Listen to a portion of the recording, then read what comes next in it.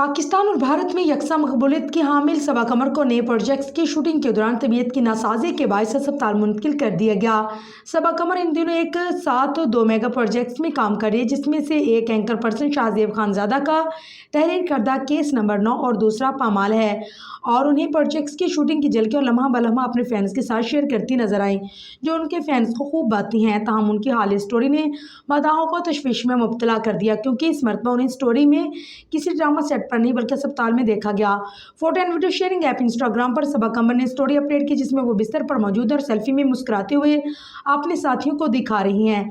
इस सेल्फी के साथ सबा कमर ने अपनी हेल्थ अपडेट फराहम करते हुए इंस्टाग्राम पर अपनी टीम और नर्सिंग स्टाफ के साथ एक तस्वीर शेयर की और अपने तमाम मदाहों का शुक्रिया अदा किया, जिन्होंने उनके लिए दुआएं की और नेक तमन्नाओं का इजहार किया।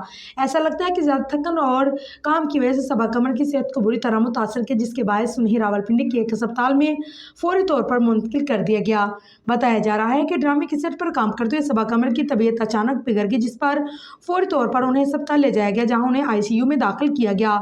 डॉक्टर्स ने बर वक्त तबीयत इमदाद फराहम की, जिससे उनकी हालत संभल गई और अब वो अस्पताल से डिस्चार्ज हो चुकी हैं।